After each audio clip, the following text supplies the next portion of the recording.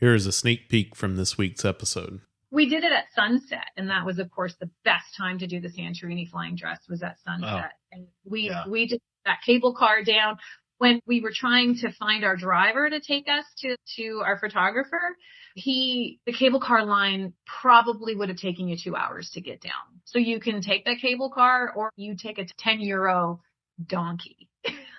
I don't know, Why would you take a cable car if you can take a donkey? Exactly. Like, highly, if you can and you're comfortable with it, take the donkey. 100%. Take the donkey, do the flying dress. Best day ever. I'm Scott. And I'm Melissa. And we are the Sunshine Travelers. Our passion is travel and sharing our experiences with those who enjoy it as much as we do, or those that want to learn more about travel, or even those that just want to live vicariously through our travel stories. No matter where you fall along that journey, get ready to hear about our first-hand experiences as we visit some of the most interesting and amazing places on Earth.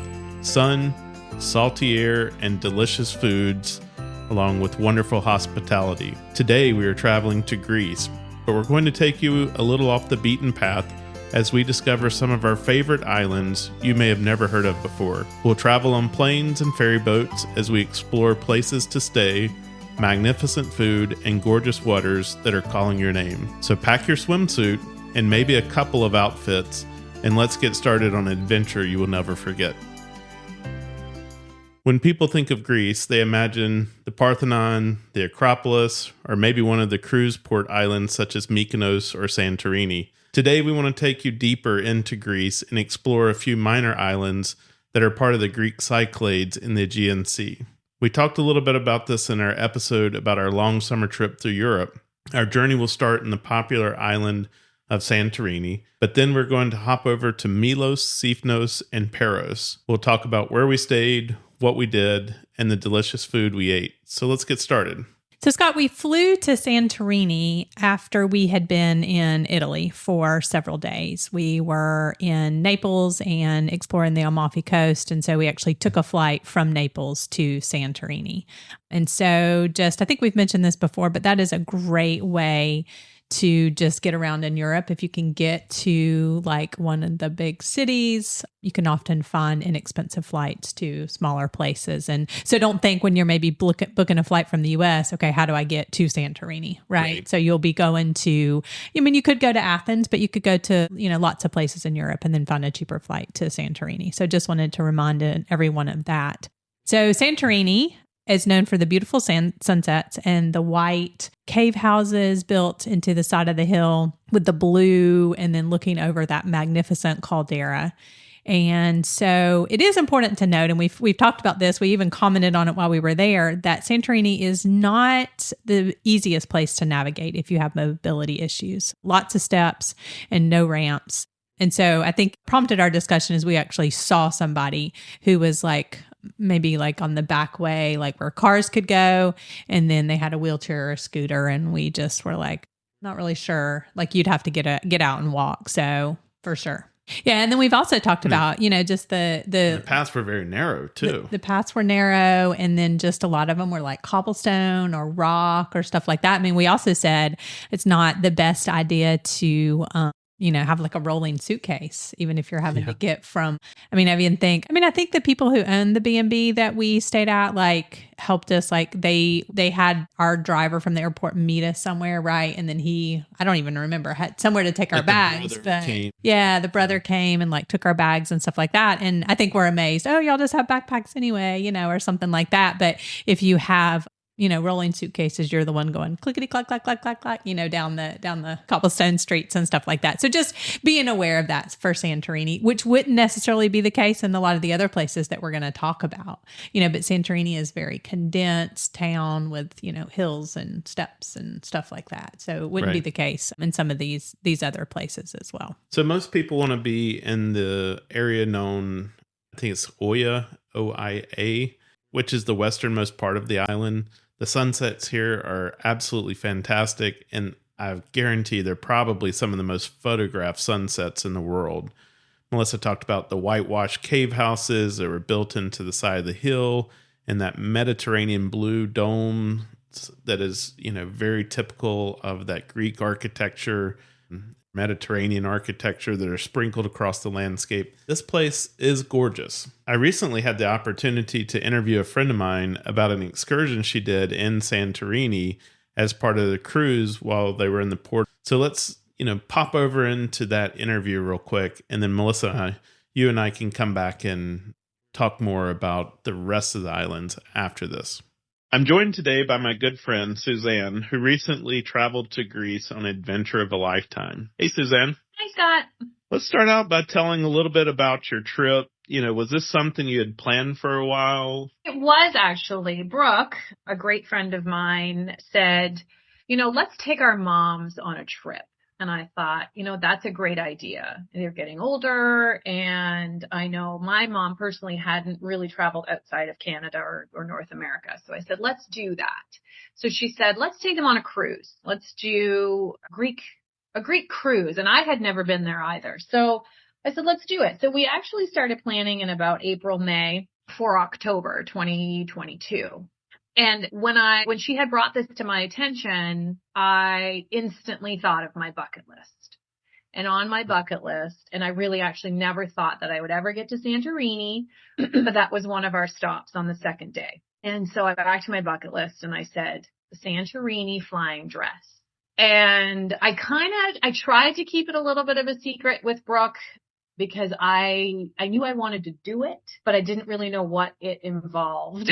So once I knew we were going, I said, hey, Brooke, is this something you want to do? And she goes, I've never heard of this before.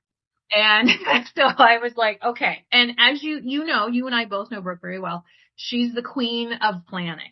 Right. And I said, I'm going to do this. Like, I'm going to plan this.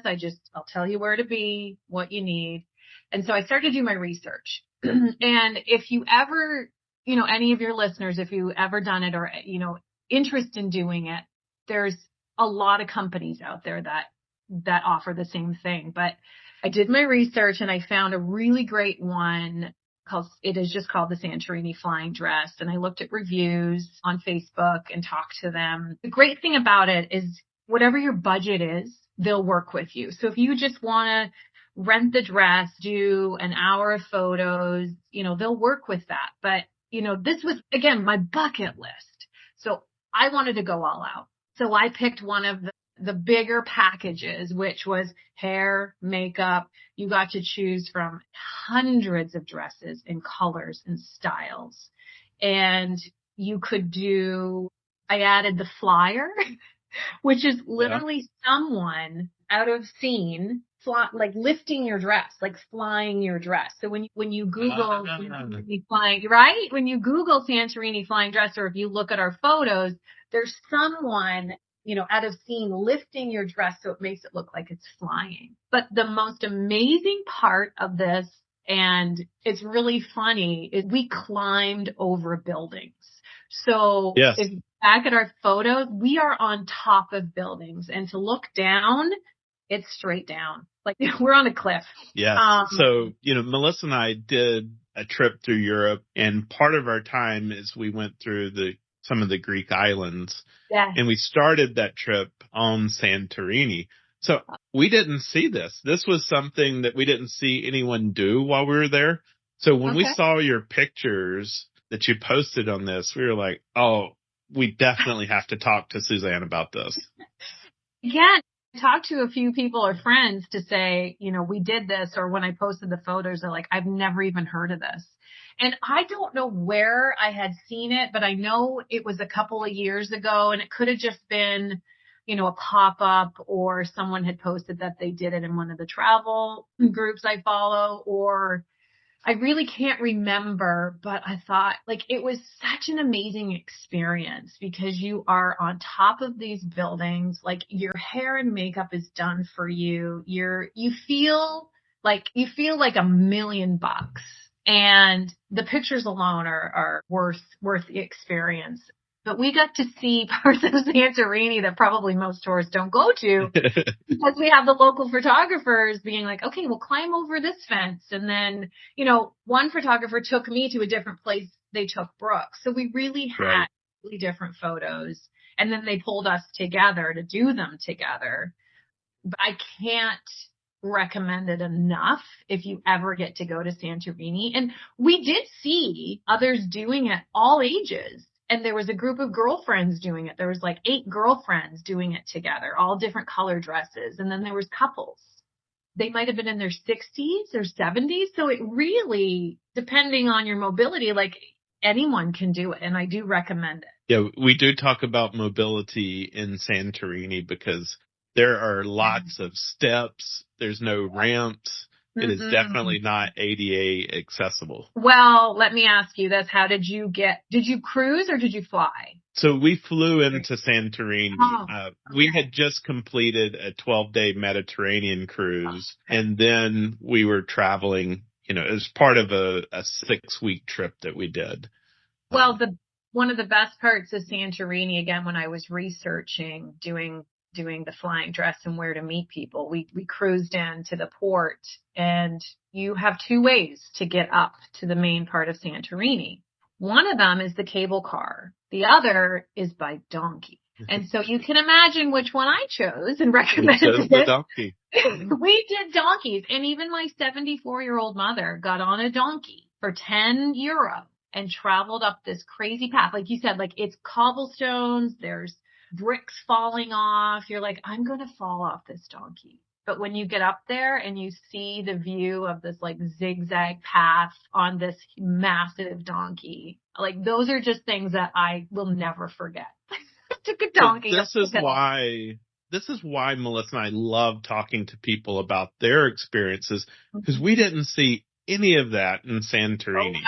Right? We totally missed all of that. But, what a great inspiration for others who may be thinking of traveling there and stuff that they can think of. Well, the cable car was so packed because everybody wanted to take the cable car. So we finished really late. Like we had to run to the cable car. Thankfully there was no line at the end of the day, and run to get the last boat to the ship. It was we did it at sunset, and that was of course the best time to do the Santorini flying dress was at sunset. We did cable car down. When we were trying to find our driver to take us to our photographer, the cable car line probably would have taken you 2 hours to get down. So you can take that cable car or you take a €10 donkey. I don't know, why would you take a cable car if you can take a donkey? Exactly. Highly, if you can and you're comfortable with it, take the donkey. 100%. Take the donkey, do the flying dress. Best day ever. That, I think that's going to be our epilogue for this episode is, do the flying dress, take the donkey. There you go. I love it. There you go. There are a few questions we ask our guests that we just want to learn more about, kind of you mentioned your bucket list, your travel bucket list. What else is on that bucket list? Oh my goodness. What else? So that was my first trip really to Europe outside of North America.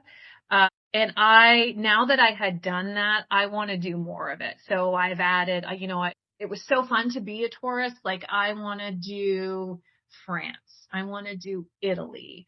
I want to do Australia. I've got the big ones on my list because I've been to most places in Canada and the United States. I want to go back. I want to go back and I want to experience more, the silly things, those silly tourist things, not even silly, but, the Eiffel Tower, things like that. Silly at all. Yeah. Those are just to me, not a seasoned traveler. Those are kind of the big things for me. Those are. And once I figure out where I'm going to go, then I do my research and say, okay, what are the cool things to do in that area that maybe not a lot of people do? So that's kind of how since I did the flying dress, I'm like, okay, let's do something unique to that area and then add it to my bucket list. That's awesome. So, the next question that we ask is, okay, we know a little bit about your bucket list. Where's next? Oh. What are you working on right now? Oh my goodness. Well, because Brooke and I do travel very well together, we have tossed around a couple of ideas, like, really going back to the Mediterranean, or there was like Ireland. We thought maybe we could do Ireland. So we've kind of tossed around some ideas to do a cruise, Ireland, Scotland, those areas. Right now, just kind of ideas percolating. We just posted a new episode on a road trip through Ireland. That would, that would be amazing. Now that we're talking about this, I do have one place, and I completely forgot about it till now, Scott, I don't know how to pronounce it properly, but it's either like Menton or Menton, and it's not too far from Tuscany, and They have a lemon festival every year. And it's a very small town, but if you want the best lemon jam, this is where it comes from. And they have parades and they have festivals. Like it's just based around lemons. And I think it's about March or April every year. That, to me, that would be number one right now for me, is to go to this area, to the lemon festival. I never knew that I needed this until just now. Yep, exactly. And if you do research it looks absolutely amazing. And I haven't known anyone that has gone, but if anyone that does go, I would love some lemon jam. But I'll go get it myself. I'm going to go get it myself. But yeah, it looks absolutely amazing. Tiny, tiny little town right on the water. And you just explore. And so finally, Suzanne, any tips for someone who's thinking about either creating their bucket list or, planning a trip? Any tips that you would recommend? That's a great question. Don't be afraid.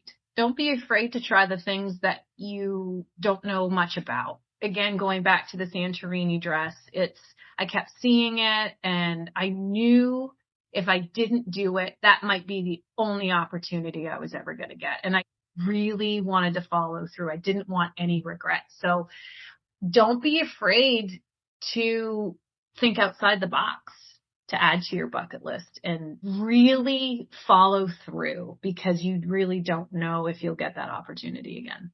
Terrific. Well, thank you, Suzanne. We appreciate you coming on and sharing that experience with us. This was great. Thank you, Scott. Yeah, Scott. So what is so interesting about some of the things that Suzanne talks about is that we had a completely different experience, right? She talked about using the donkeys and then using the cable car to go up. And honestly, I don't even remember seeing that. And I also don't know where, from our perspective, even where the cruise ships dock. Maybe they weren't there when we were there, which is quite possible, right? Because of the time of the year, we had a couple, or completely on the other side of the island. And so the only thing we saw were these huge yachts. And then of course we saw the ferry after. So it was just so interesting, talking to her, listening to her, because it was just a completely different experience than what we had. And it just shows that, when you take these trips, everybody is going to have their own unique experiences too. So in our experiences, we did see that main part of Santorini, that main street, I guess, where you can see the famous part that's photographed so much. It was very crowded. And then, of course, rooms in this congested area are way much more expensive. And so you had actually found a place for us to stay that was a cave house just outside of that area. I think that part was actually called Phoenicia, I think is how you pronounce it. And we'll put information about where we stayed and all that stuff in the show notes as well. But it was outside of that. So it was a fraction of the price. We had our very own little private swimming pool. We actually did have a view of the water. And so you only need a day or two in Santorini, I would say. Now, there are other places on the island that you could explore. And I remember our driver saying, oh, you could go to this beach and this and that. But we were really going to be doing that a lot on the other islands. And so we wanted to really just take advantage of, making sure that we had time to use that swimming pool and just relaxing some, in addition to going into town and stuff like that. So. And that place that we stayed was only a 10 or 15 minute walk from the crowded town. So where everybody wanted to be, where all the restaurants were, all the shops were, 10, 15 minutes, you were over there from where we stayed. So it really wasn't a bad distance. Oh no. And it was the cutest little walk too. So the way that everything is built, it's like when you have the streets, then everything is like almost walled off, right? So you're walking through the streets, but everything beside you is kind of walled. So you can like, it's almost like a little maze. Yeah, it was like a little maze, and then the colorful doors and just the interesting. I mean, I do remember there being like construction going on, and I mean, they were literally having to like mix cement like right there and had like wheelbarrows. It's just so different from how construction would be in the US too. So just a great experience. And yeah, not far and an easy walk. And I think I just loved that part, walking through those alleyways and, just kind of being outside of the crowds. And of course, like we said, it was a lot less expensive as well. So we recommend that you check out. It was called Gemini Caves, and it was family owned. The lady, as we said, they met us. They told us like, have your car from the airport meet you here. And then they met us. And like you said, her brother took us to the place, and it was a cute little cave, built into the side of the. And all of these places that we're going to talk about where we stayed while we're in Greece, we booked all of those straight through booking.com. So we can put a link to all those booking sites, either in the show notes or out on the website, where you can go and just click right into these. Yes, absolutely. And all of these we highly recommend. We will talk a little bit about, one of them and proximity and stuff like that. But everything else, I mean, we loved about them. So Scott, let's tell everybody how you picked the other islands that we were visiting, because I'm usually the one who plans our trips. And we talked about that in the last episode. But since this was part of a longer trip, we really had to end up at dividing and conquering and trying to get everything planned in a short amount of time. So you planned the Greece portion. So tell us a little bit about how you did that. Yeah. So like you said, it was part of a longer trip, and we were really just only a few weeks out from going on it. So we didn't do a lot of advanced planning for this trip, but it all turned out well. What I did is I just started with a Google search for Greek islands, and, the Cyclades are a chain of islands, which include Santorini. So we knew we wanted to go to Santorini, and then since these little island chains were part of that same group of islands in the same body of water, it was easy to get to those by ferry or by airplane. And so that's why I chose the ones I did. Quite honestly, a lot of my choices were made based on beautiful pictures that I saw on the internet. And so we just had to choose which ones would fit into our travel schedule. And that's where we chose, where we wanted to, or where we were going to stay. And it turned out to be the perfect choice. Yeah. And we really, other than that, we really didn't do a lot of advanced planning, because this part of the trip was, and if you go to the islands in Greece, this part of your trip is going to be quite relaxing, I would say. So it was really about finding accommodations, how we were going to get to there and then to the next place. But other than that, we didn't worry about making any other. I mean, we did make the plane ticket, buy the plane tickets or buy the ferry tickets, but we didn't worry about restaurants, or it wasn't like there was anything where we had to buy tickets for attractions or tours or anything like that. So that transportation, hotels, we made sure we had that. And then once we got there, we were very fluid in what we were going to do. Yes. Well, so we left Santorini and went to Milos, but that day when we woke up in Santorini, something had happened overnight. Things had changed. Yeah. So actually during the night, right, we woke up to a lot of like banging and loud noises and stuff and we thought like there was somebody outside and, banging stuff around. I don't know. It was almost kind of scary. But so I kind of went out and peeked out the door, and I was like, it is so windy. And so that's what it was. It was the wind. So a lot of times people, there's lots of stuff outside, right? Outdoor furniture, and people hang out their clothes to dry and stuff like that. And gates. Yeah, gates. That's right. Gates like to get into the little properties and stuff like that. And there was just stuff like blowing around everywhere. So they have a wind phenomenon there. And so the winds had just kicked up overnight.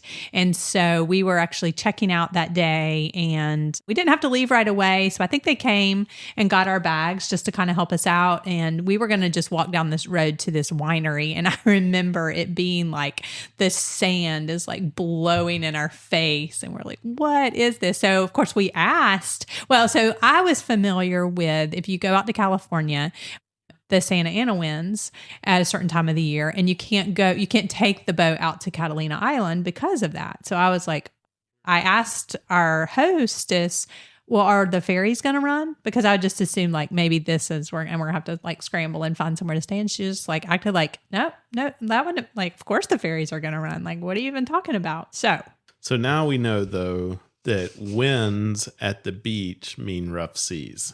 And that's exactly what we experienced on the ferry ride from Santorini into Milos. It was a pretty rough ride. Yes, it was a pretty rough ride. So we had, at the time, we had brought along, usually we don't have a huge problem with seasickness, but of course we had, just in case, we had brought along things like Dramamine.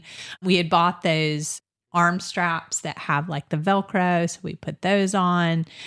And we knew just from like previous experiences that you look out the window and you look straight ahead and you look at the seas, right? And you don't look down or try to sleep or close your eyes or anything like that. But you couldn't be outside on this ferry. No, there wasn't an outside part on this ferry because this was one of those fast moving ferries, the cat ferries or whatever. And so they're cutting through the waves. A lot of water is splashing up on the boat as they're going along. And so there's really no way to be outside and get fresh air. So everybody was in the interior part of this ferry. Yes. So I would say, on a normal basis, like this would probably be fine for most people. They're pretty fast and whatever. But like if you have problems with seasickness and these winds come or something like that, you probably need to like delay your plans and change your. So Scott, I think you have to tell your story about like that we were okay. And this, unfortunately, from Santorini to Milos was going to be the longest ferry that we were taking. Mm-hmm. Some of them were like super quick. Proximity wise, this was the longest one, probably 3 hours, if I remember correctly. So I think you need to tell your story. And we did really well on the trip. Like Melissa said, we had our headphones, and so we put music, and we were just focused on the outs, looking out the windows and, the pressure points with those bands. And we had made it just almost to the end of the ride. And because this ferry goes on to other islands, they prepare food so that people can buy food and stuff like that. And, there were people all around us getting sick, and that's where the headphones came in. We didn't have to listen to it. We could crank our music up pretty loud. But then when they started cooking that food, oh my God, I just couldn't handle it anymore. You guys have heard in other stories, I don't do well on these really rough seas and stuff like that. But I had made it almost all the way until they started cooking that food. And the people who work on those ferries, it's just like, they just have their sea legs, right? Like it's just absolutely no big deal. So there you go. We have that story now documented. So I will say when we got to Milos, you just like handed me your wallet and you're just like, get a taxi. And we hadn't planned to rent a car, which in hindsight for all three islands, like we should have planned ahead to plan to rent a car on all three. And so we'll talk about that in a second, but you just like threw me your wallet and you're just like, get us a taxi.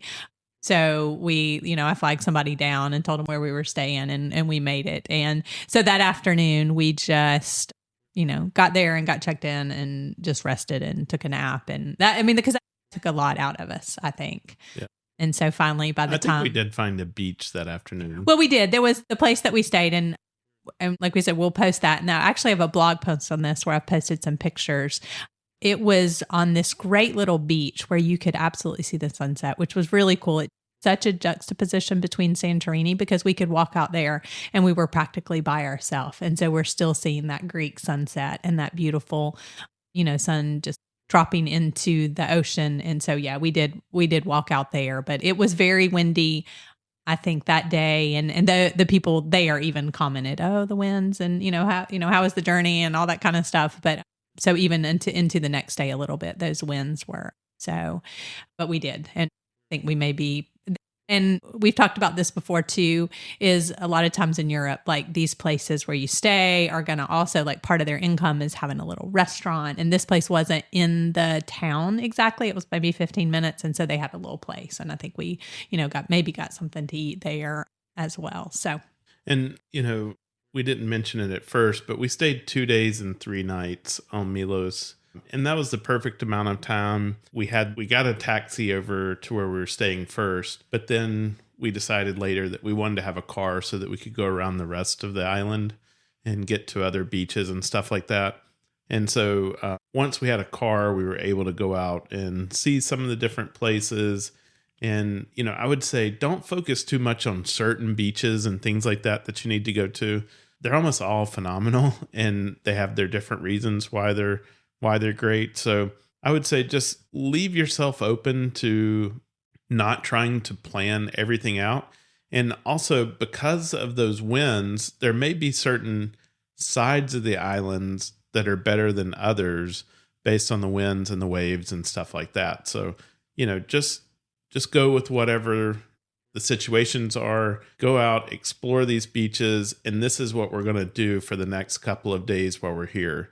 Is we're going to spend our time out on these beaches and enjoying ourselves. Yeah. So we had we got there that day. So we were very thankful that we had extra time there. And then we had 2 entire days. And then we left in the afternoon on the 3rd day. So we had plenty of time.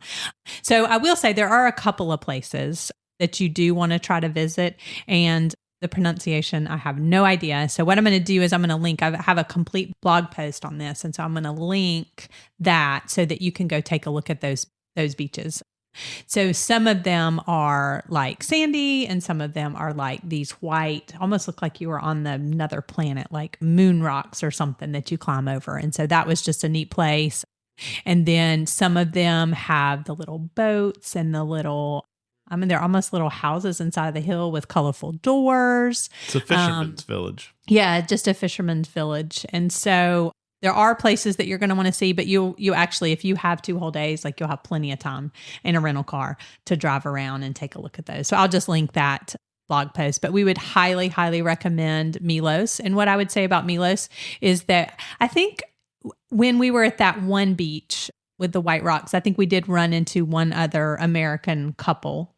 But other than that, this is a place where a lot of people who live in Greece and Europe visit. And so it was just a completely different experience than Santorini. But I will say all the people in all of the islands that we went to, very friendly and very welcoming.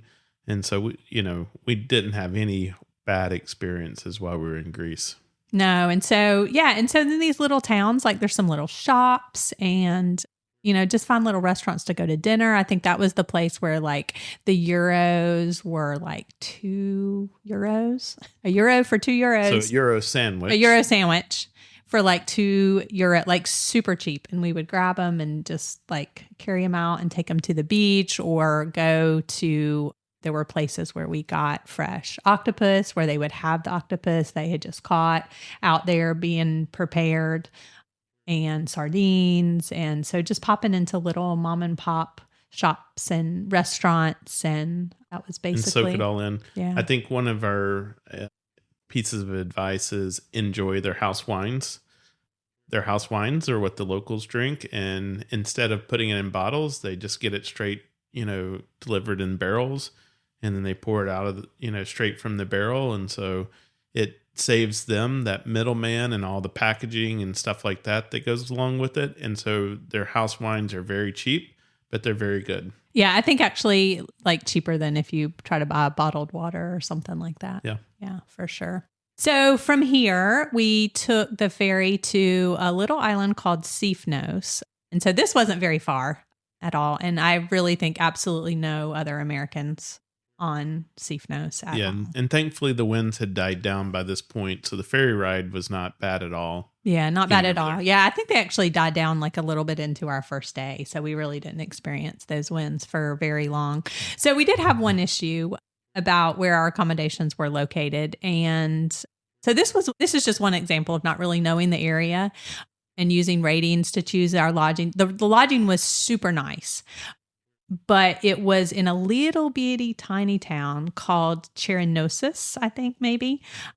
And so I think Scott kind of wondered, the lady who was in charge, like she kept messaging him through the booking app maybe, or on WhatsApp or something like that, and saying, hey, like, just know we only have, was it like 10 taxis on the whole island or something like that? We only have 10 taxis on the island and this and that. And he's like, okay. You're like, why does she keep telling me this? And so thankfully there were taxis, like, I guess they know when those ferries are coming in. So there was a taxi there and we got it. And we drove like, I don't know, 15, 20 minutes to like the very tip of the island, little bitty place, and drop us off. And she met us and it was awesome. But then of course she was like, oh, well, like, how are you going to get around? Like, how are you going to get around now? And so, but thankfully there was a place to like eat dinner that night, and we just kind of relaxed, and it was a great little bay. I mean, it was beautiful, but there was public transportation that we could take the next day. And we went into one of the bigger towns, and, at first they were like, no rental cars, but we finally found a place that had a couple available that he told us we could drop it off when we took the ferry and stuff like that. So we would highly recommend that in addition to booking your accommodations and your ferry, like you definitely need rental cars. Not on Santorini, I wouldn't say, unless you were going to visit the other part of Santorini. Or even then, I don't know that I would, because I don't know where you would have really parked it on, on Santorini. But these other places, like we could park it right there where we were staying. So I would say on these other islands, go ahead and pre-book some kind of rental car, which we would, after this experience, I went online and like booked it for our next stop as well. But that was the cutest little town we had. And everywhere in Greece, really, like fresh fish that they probably caught right there in that bay, and they, cooked it up right there. So the place we stayed was called Studios Klados. It was almost like a little apartment above, and had a little kitchenette and stuff like that as well. So yeah, I do think that we would probably stay somewhere different, closer in to where the rest of the main town is there in Sifnos. Chernobyl was charming and nice, but probably don't want to make that be your point where you're trying to go around from, just because it is so far away, and you spend a lot of your time traveling to get there. Melissa said 15, 20 minutes. It was more like 30, 40 minutes to get over there. Well, see how you don't remember stuff. But yeah, we did spend a lot of time, because I do remember like later that day after we were in the car, we went to the beach, but then we had to go all the way back and then come all the way back for dinner. So really the main towns, Apollonia maybe, and then Paros was another one where there was looked like a lot of accommodations. There was a lot of restaurants, and that's where we actually went to dinner. So we're going to put also the links to, like, again, the places that we stayed, and then a few of the places that we ate as well in some of these places. And Melissa mentioned this in the episode where we talk about planning a trip. But one of the things that she also does now that I don't think we were doing back then so much is creating a Google map and putting the pins on that map of all the, various places that we want to see or do, in looking at where we're staying, maybe as compared to the towns. And so I think, hindsight, we would have seen that Chernobyl was a good ways away from, the other towns, and probably would have chosen something a little bit more convenient for us. Yeah, so it was another thing we talked about in our planning a trip episode too, just to help you out. That's definitely something that I do. But I was very easy on Scott, not like, why did you take us way out here, because he had worked so hard and was so proud of planning, all this part of the trip. Yeah. So it was great, and we have great memories. So it was a great place though. And, once again, that little bay had some magnificent sunsets. And honestly, I think it was super inexpensive too, like probably like less than €100 a night as well for like a little apartment type place. It did have phenomenal sunsets and was in a great place. So I had not done any research about Sifnos, and it also is a little, not little, way less touristy, right? So it's going to be a little more difficult to like find, more blog posts and stuff like that. And so when we went and rented the car, I think I asked the person, because I actually found a picture on my phone where should we go? Like, where do we go now? And so she actually told us, oh, go to this town or go toward this place and you can hike a little ways and there's a restaurant, there's a beach where you can swim and then go to this other beach and you can just kind of walk to some of these different places. And so that's exactly what we did. So she said, go to Paros.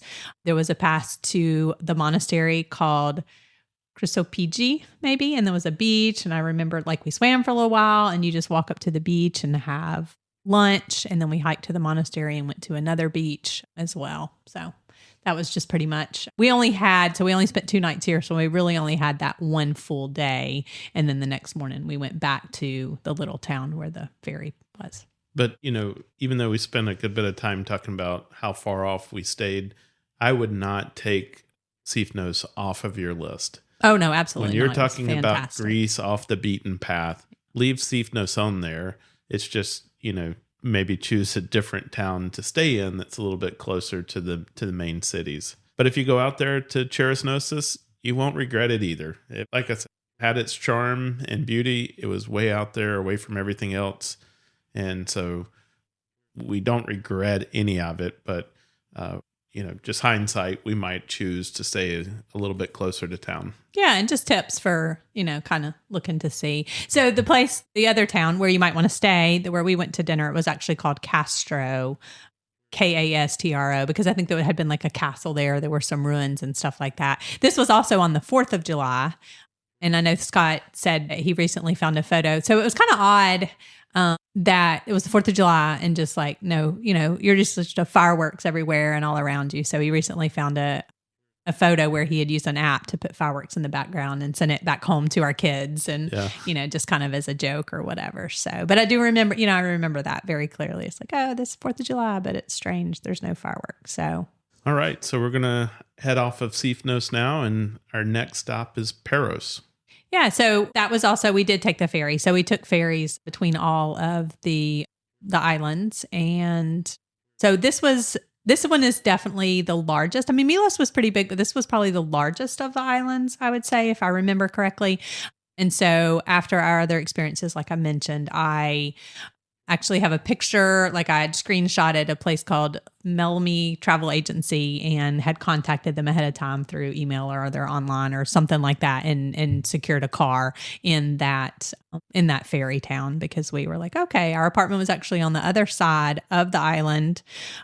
And I believe the town is called Paros, and then the island is Paros, and then the little town where the ferry comes in is called Paros. Not all the ways the case, but we stayed in a little town called Drios in Tarsus Studios and apartments.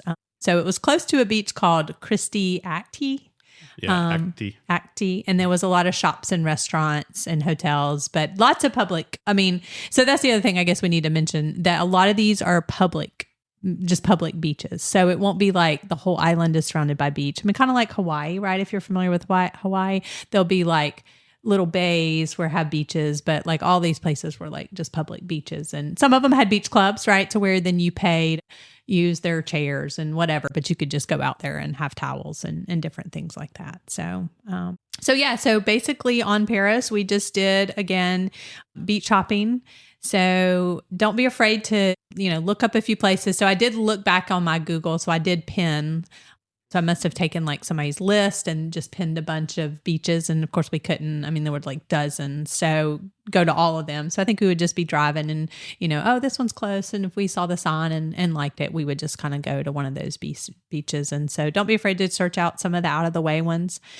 You definitely won't be disappointed. There were so many beaches on Paros, super accessible. And the waters are beautiful and clear.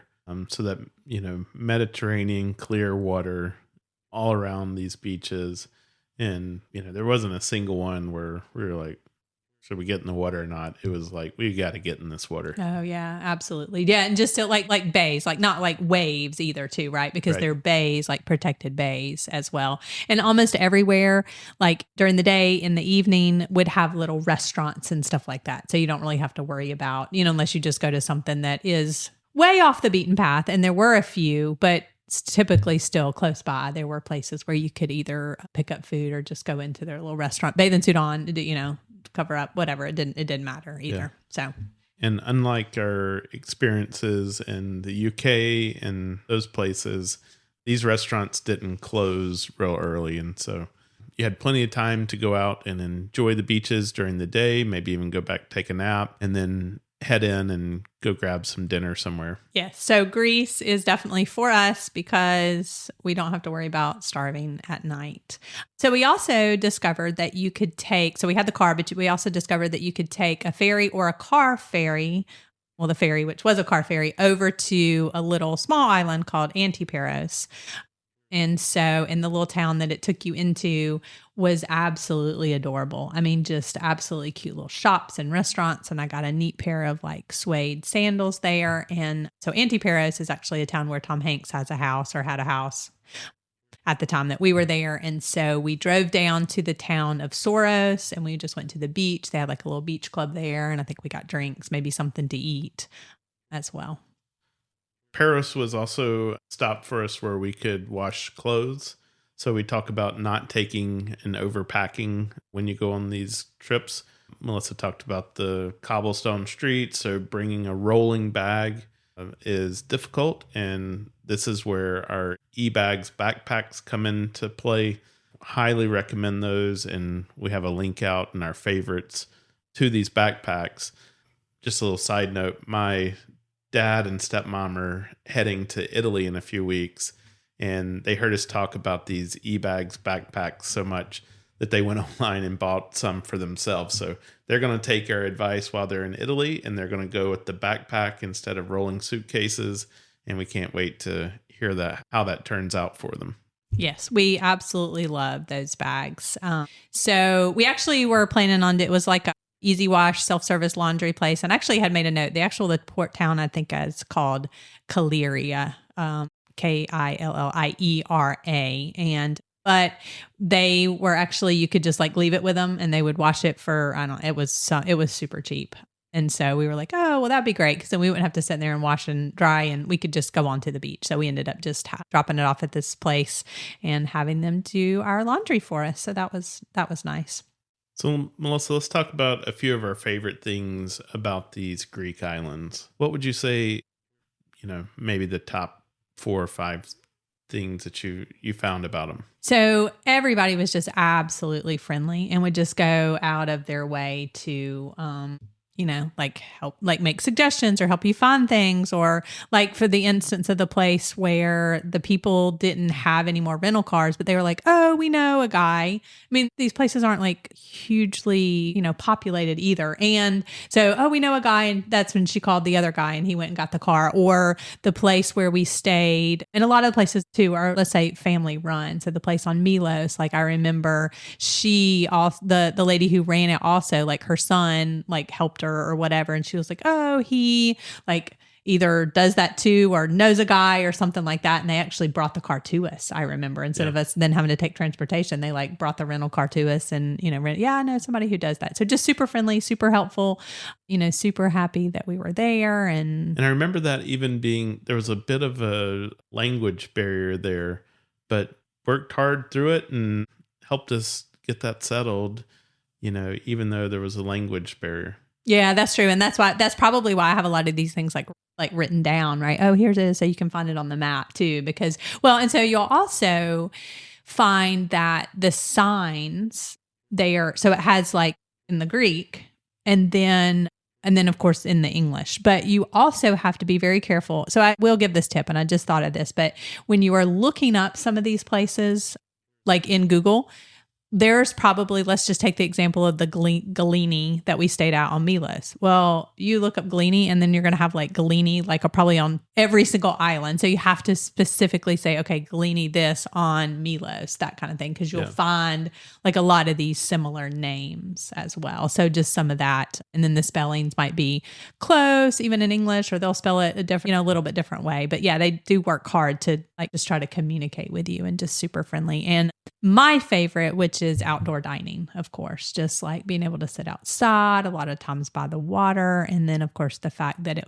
it's very inexpensive to eat and stay, and to eat as well. So I really liked that the different styles of beaches that they had, It's some of the most beautiful water that you can imagine, but they have rocky beaches, they have sandy beaches, and then, also some were busier than others. So there was a couple of places where we might have been, one of two people or, a couple of people on the beach.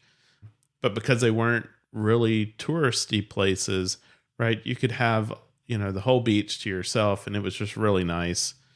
And so this is a time where we just really relaxed and enjoyed our time to the fullest. We didn't spend any time on phones and stuff like that. I mean, just really unplugged and recharged our batteries on these islands. And then Melissa, I think you have one more thing that is your favorite, and it was all over these islands. Oh, yes, the bougainvillea. I just absolutely love the bougainvillea, and it just thrives. It's a plant that has variety. It can come in variety of colors, but it just thrives with the rain and the dryness and the heat and the humidity and all that they get there. So absolutely love. I'm trying to grow some bougainvillea in my yard, which we'll see how that does. It was beautiful blooming at first, but hasn't bloomed since. So hopefully. Well, it was funny because we asked somebody what we needed to do to make it bloom, and they told us to ignore it. Yeah, he said just let it dry out and then water it and stuff like that. And so that's what, a lot of this is just wild, but it's beautiful because it grows, up the side of these buildings or beside these buildings. And then you just have the juxtapositions and the stone walls, and you just have the juxtaposition between the white and then a lot of the blue, the shades of blue within this bougainvillea. And it's just absolutely some of the most beautiful pictures and vision that you could see. Well, let's give a few travel tips. How long should you realistically allocate for this trip? So we flew from Santorini from Naples. So we did 2 nights on Santorini, 3 on Milos, 2 on Sifnos, and then 2 on Paros. And then we didn't mention this, but from Paros, then we flew from Paros, then back to Athens. It was just quicker and probably least expensive because it would be really far. So we spent about 10 days just on the islands, not including the travel days or Athens. And so, of course, you don't have to spend that long, but if you're going to go that far, and if you're going to go that far from the U.S., then try to spend as much time just seeing the different islands as you can. So, and I would say this is a place where you probably want to carry some cash and, have a way to get more cash out of ATMs, because in these smaller islands, like we said, this is a little bit off the beaten path. And maybe, now 3 years later, maybe a few more places take credit cards, but I wouldn't recommend it. I wouldn't chance that. So have a little bit of cash with you for things like food and incidentals and stuff like that. There were ATMs, so if you have your ATM card, you can get cash while you're there. Yeah, and just a tip, just make sure that you contact your bank and your credit card. Your credit card's not usually as big of a deal, but contact your bank and credit cards and just let them know, but especially for using your ATM as well. So if they do take cards, they typically don't take Amex. So make sure that you have some kind of travel Visa card as well, one that doesn't have foreign transaction fees. So we'll link a couple of our favorites in the show notes as well. So just have ones that have travel perks, and then you could use them if needed. Yeah, right now our favorite is the Chase Sapphire card. That's the one that we personally use the most and get the most rewards points from. And so we have an affiliate link to sign up for this card, and we highly recommend it. I was just in New York this week, and for example, one of the benefits is as I took a Lyft, I got 10 times the points for every dollar by using Lyft. And so, it's a great travel rewards program. And like Melissa said, because they don't take American Express in a lot of these places, Visa is generally accepted. And so it's very easy to use. Yeah, and if you do the reserve card, it does have an annual fee, but you get 300 of it back in travel credits. In addition to the Lyft, it gives you the global entry / TSA every once in, a while when be time for it to expire. And then also it gives you 3 times the points on for restaurants as well. So not all the places take it. So I will say, like, if we book these on booking.com, then some of them had you pay you could pay through that, or it would pay at the hotel, or some you could just pay at the hotel, but you still get the the Genius rewards or whatever the levels that gets you on booking is also. So I would also recommend that at least one person needs to have a data plan on your phone. Places that we stayed have Wi-Fi, but it's handy to be able to get to maps. I mean, you probably want to also download the offline maps on Google Maps also, just in case you don't have data service. But there was data service there. So I would just say get a data plan just in case too, and then be able to use those. So I personally use T-Mobile. And I typically will get it, depending on our travels, 10 or 30-day plan. And then Scott uses Xfinity and just gets the daily international plans. But I would say at least one person on just anytime you go international, have some kind of data plan just in case. So. And as with every destination episode, we ask Melissa, what do you need to pack for a trip off the beaten path in Greece? So I would say not a lot. And definitely you're going to want to pack light so that you can carry things on the ferries, because you just have to carry them on the ferry and put them on you're going to probably want to put them on the little luggage, rack there on planes, and not have to pay extra baggage fees. They're small planes. And they're small planes and the rental car. So we definitely recommend that you check out our episode 13, our essential packing tips, but especially for this trip. But other than that, a couple of bathing suits, a couple of cover-ups that you also feel comfortable, that you could throw on and sit at a restaurant. So maybe sundresses for dinner, lightweight shorts, or a tank top if you prefer that as well. And then I did shoes that I could easily walk in and / wear to the beach and also wear to dinner. And so I recommend my pair of Birkenstocks for this purpose. I have a ton of them, but one that's thong that looks a little bit more dressy, but then you can also walk comfortably on the beach and it doesn't really matter if they get wet. So there were lots of times in Greece where we had to park and then we walked a little way to the beach, or we walked further down the beach to kind of get away. People would, obviously congregate closer to where they park. So that one pair of shoes fit all those purposes. And you may want a pair of tennis shoes, if you like to run or walk or, want to work out. But of course I will say too, these places that we stayed didn't have workout places. So, you'd have to stay in bigger hotels for that, or just kind of come up with your own plan. And then just besides that, just your toiletries and your essentials, supplements and different things like that in small containers. Let's be very clear though. I don't remember seeing any big hotels on these islands. Yeah, not on these islands. There wouldn't be. You would only find those in... Which is why we recommended, using Booking to find some of the places to stay. That paired along with your Google map to look at locations of things. You do that, you're going to be fine. But yeah, I didn't see any major hotels there. So Melissa's right. Don't expect there to be workout facilities in the places that you're staying. Your workout's going to be going to the beach, swimming, walking or running up and down the beach. That's where you're going to get your workout most likely while you're there. But, hey, this is a time for you to unplug and relax. And so just enjoy the time. Yeah. And so then a couple of other things that we talked about. So add these to your packing list for this one, for the ferries, headphones, just in case, and then probably most people carry those when they travel, but then look into something like the armbands for the pressure points for motion sickness, just in case, or getting the patches just to have, or Scott has recently got one of the relief bands as well. So. Well, we really only scratched the surface of places to go and see in Greece. I feel like we could stay there for a month and still not do this place enough justice. The good news is that we can put it all on the list for another trip in the future. We'd love to know about your favorite off the beaten path places in Greece that you've visited.